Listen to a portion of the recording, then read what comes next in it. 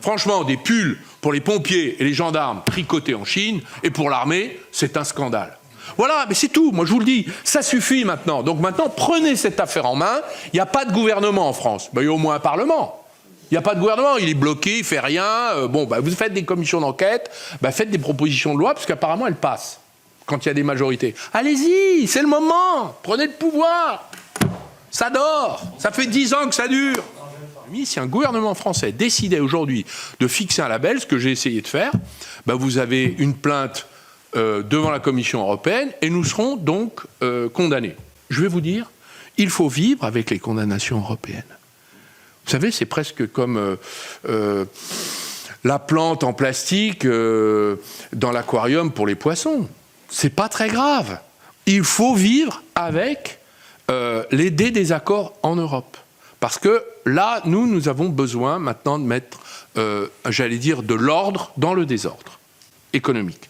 C'est la politique du renard dans le poulailler. Mais les Allemands, ils sont en train de descendre, comme nous, et ils ont perdu 40% de part de marché sur Volkswagen et Mercedes en Chine en un an. En un an. Donc, ils vont aller produire en Chine. Peut-être, mais qui voudra de Mercedes fabriquées en Chine, réimportées en Europe avec des chômeurs qui ne pourront pas les acheter ? Y compris les chômeurs allemands. Ils ont fait un plan à Volkswagen de 30 000 licenciements. Donc il y a 15 millions d'emplois qui sont menacés en Europe dans l'industrie automobile. Donc là, on arrive à des sujets extrêmement graves. Le patron de Stellantis qui est parti, M. Tavares, avait averti. Donc nous, on fixe des normes sur nous, alors qu'on ferait mieux de mettre des taxes sur les autres. Voilà. Et les taxes, c'est pas 37%. Hein, ça devra être des taxes du niveau de Trump, c'est-à-dire 100, 120. Et là, on commencera à respirer. Voilà, il va falloir vivre maintenant dans un monde où, finalement, nos propres marchés vont devoir avoir une capacité de production en rapport avec la capacité de consommation.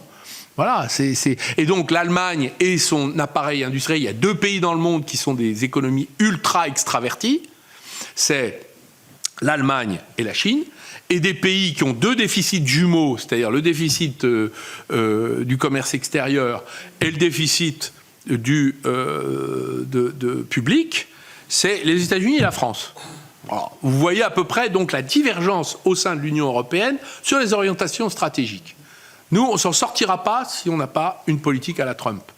Mais les Allemands ne veulent pas pour l'instant. Mais le temps passe. Madame von der Leyen, qui est allemande, je le rappelle, qui pilote la Commission européenne comme si c'était l'Allemagne, nous pose un certain nombre de problèmes stratégiques de survie européenne. Donc il y a un moment où on atteint... Donc on peut parler de tout un tas de choses, mais ça, c'est le cœur du problème qui va toucher les Français dans les mois, pas les années, les mois à venir. Donc là, il y a, si j'ose dire, le feu... Et il va falloir que nous nous en occupions tous. Je me permets de répéter ce message, Monsieur le Président. Je crois que vous l'avez déjà entendu la semaine dernière, mais je le redis devant vos collègues sénateurs. Le sujet est extrêmement grave.